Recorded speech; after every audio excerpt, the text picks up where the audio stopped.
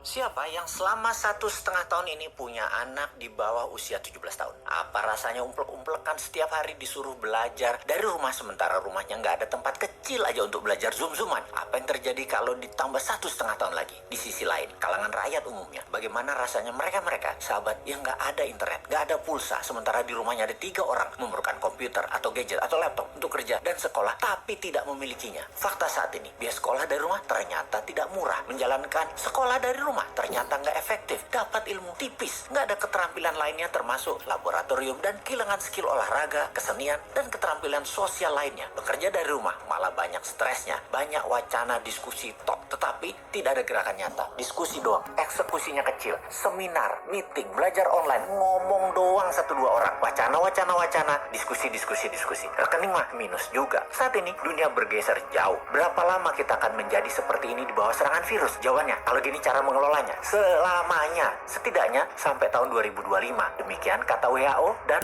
World Bank. Waduh, paling cepet 2023 awal deh, tetep aja lama. Maunya tahun 2021 ini paling lama selesai deh. Vaksin dah tuh 100% orang Indonesia. Pertanyaan lagi, apakah selesai COVID? Ya nggak tahu juga. Menurut Ngana, selesaikah COVID ketika 100% manusia Indonesia sudah divaksin? Jawabannya nggak tahu. Misalnya, manusia setelah divaksin, efeknya tingkat kematian dan fatality-nya menurun, tetapi tetap bisa kena. Dimana kalau kena ya isolasi mandiri, katakan 10 hari. Setiap hari ada 30.000 orang bergantian bergiliran. Tiap hari ada 30.000. Karena 10 hari di isoman, maka yang dikurung hari itu adalah 300.000 orang per hari yang terkurung gantian sampai 100 juta orang. Gitu ya, 2 tahun itu bisa tercapai. Bisa lebih. Serem amat ya kalau ini terjadi. Untuk mencapai 60% populasi yang benar, ya bisa 2 tahun lagi, mungkin bisa 4 tahun lagi. Kalau hal ini terjadi, maka bukan hanya ekonomi yang ambiar, tetapi keterampilan sosial anak kita, keterampilan lainnya hilang. Bisa terjadi generation gap yang parah, di mana di tahun 2045, 24 tahun lagi, mereka usianya yang sekarang 10-20 tahun itu adalah mereka menjadi tulang punggung angkatan kerja dan usaha. Mereka, bayangkan, tidak punya keterampilan yang mumpuni. Maka angkatan yang usianya 50-70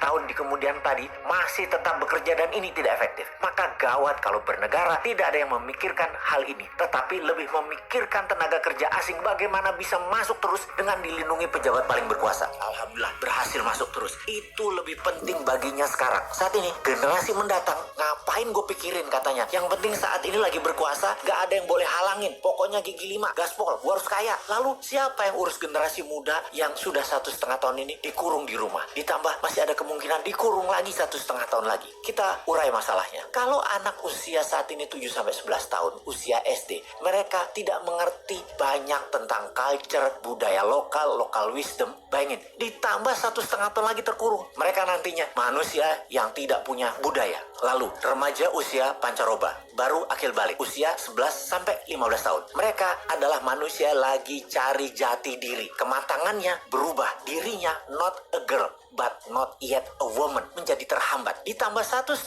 tahun lagi kejiwaan mereka, maka man atau woman tidak paham, tidak akan matang, sulit menjadikan boy to man. Di usia 16-23 tahun, masa SMA dan kuliah, anak ini adalah masa kreatif dan puncak-puncaknya iseng dan puncak-puncaknya main di usia ini. Kesalahan-kesalahan kecil itu penting untuk modal nanti bersosialisasi di kemudian hari. Tidak banyak mereka bisa lakukan. Mereka masuk generasi yang hilang. Kalau ditambah 1,5 tahun lagi, sekolah mereka tak berketerampilan, tak ada kesempatan di laboratorium, di studio, praktek kerja, keilmuan jalanan atau street smartnya tidak ada. Hampir tidak mungkin membuat mereka berubah from man to gentleman. Ada 40% saat ini dari populasi Indonesia yang usianya saat ini 7-23 tahun. Yang 20 tahun lagi mereka merupakan tulang punggung keluarga, bangsa, negara. Jadi apa mereka ini nantinya? Ada yang mikirin pelindung nikel, mikirin. Yang pasang baliho jualan tahun 2024 itu mikirin. Yang menjabat sekarang mikirin. Kalau bosman, ada tuh bala muda walau kecil, kita berjuang.